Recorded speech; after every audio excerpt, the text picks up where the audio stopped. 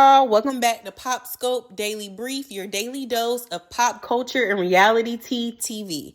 Today we're going to be reviewing Real Housewives of Potomac Part 1 reunion, and it was messy. I wish it get a little messier. Hopefully Part 2 does not disappoint, but so far we started off strong.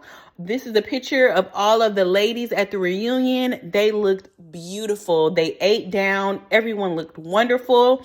And immediately as the reunion airs, they start off with Dr. Wendy. Yes, Dr. Wendy with her 3+ degrees. And it talked about her time on the show. So you see them starting from when she was first season, hugging Candace, giving her speeches, and then it goes into her arrest. So Wendy and Eddie don't say too much. They just pretty much talk about how they're in a complete shock with everything that just happened. And the house feels differently. How is it going to affect them, their kids, their marriage? Eddie and Wendy have a beautiful marriage, in my opinion, from what we can see online. A beautiful Black strong family unit. I hate this for them, and I don't wish any bad on Wendy or Eddie. Just a little insurance fraud. They ain't hurt nobody. They ain't killing nobody. Everybody has scammed a little bit. You know what I'm saying? Maybe not to the level of damn near $500,000, but you have gotten away with paying an extra dollar or two at one point in your life. If you haven't, maybe you haven't lived. But, I say all that to say, they have a family, they have love. I think that Wendy, I can't say for sure, but it just appears like Wendy became bigger than the program, or her and Eddie, so to speak, became bigger than the program. I could definitely tell in last seasons, Wendy has stepped up her game as far as designer, clothes, outfits, the whole nine, and she looks beautiful. But now with this case coming out, is it saying that for you to afford that lifestyle that you portray, you had to steal this money to get it, allegedly? It's just like, I never looked at you for the looks and the fashion. You're a beautiful woman, don't get me wrong, but it was the education, the actual strong family and loving relationship you had that some of the housewives pretend to have was what I admired in you. So it's just interesting how life unfolds and where it takes you and the things that happen. Move on to Stacey. Stacey looked beautiful. Outfit T. Hair, it was nice. It's typical for Stacey. Sometimes I wish she would change it up, but overall, she's a beautiful girl and the beauty is there, whatever she has on, regardless.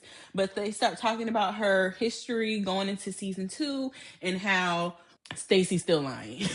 They brought up TJ and how he was paid to be her partner, and they talked about the divorce with Timo. Whether she was paid or not, I don't know why Giselle and Ashley was so invested in TJ and Stacey. But Stacey, if you really did pay that man, we did not need that. Like, you could have came on the show alone and we would have took you for you. And if you are really with Timo, that's great. But if you're not and you're doing it for TV, like, either way, girl, we don't care that much about your relationship for you to put this much effort into fabricating it, if that makes sense. Just do you, be your hilarious self, and stand in your truth, literally. Now, Tia did come for Stacey just a little bit, which I found to be extremely entertaining. Tia said that Stacey's voice was different and that basically she's code switching and we don't know who the real Stacey is. And Stacey and Tia just do not get along ever since she lied on her from that meetup with Timo.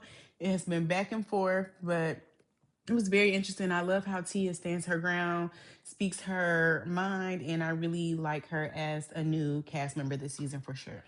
Next, they go into a segment of talking with Angel and how her experience was this season. I believe Angel really did have a rough first season. She was consistently bullied and targeted by all of the girls. At a certain point, it just wasn't even funny, especially the Colorado trip, which of course they didn't get into this episode, but they did get into the catfish of it all. Now, did Angel heavily filter this picture? Hell yes. But she's still a beautiful woman, period. Instead of taking the Facetune to a 5, definitely bring it down to a 1 or 2. But since then, it looks like Angel may have lost some weight.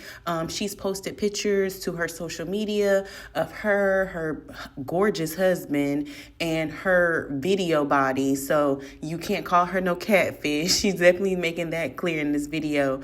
But I think what everyone's missing is the sensitivity surrounding having kids. She had kids at a later age. She's not old by any means, but later 30s, having kids back to back, it has to affect your body and your mental. So she was very sensitive, probably a little overly sensitive, and then as well dealing with the body changes and trying to do something new and courageous, like going on a national TV show, maybe not at your best, but going for the opportunity anyways. And she was given absolutely no grace.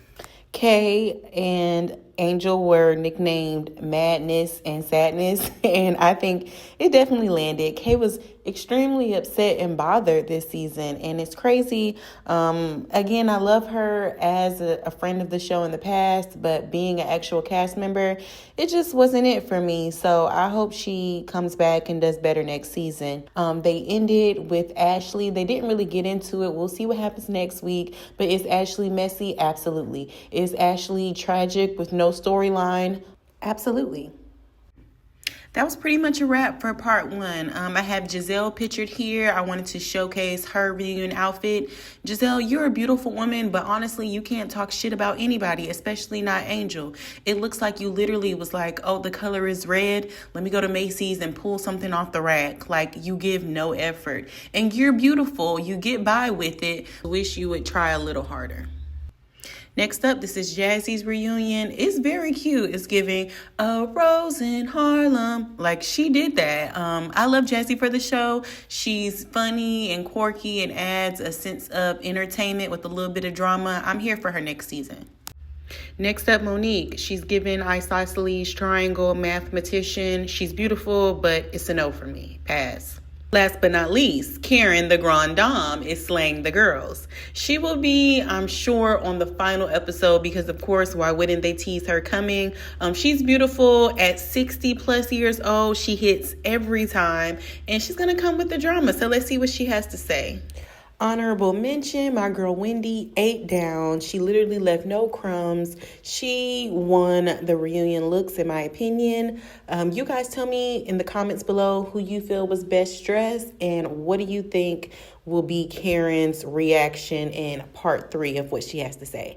Thank you for watching. Tune in next time. Bye.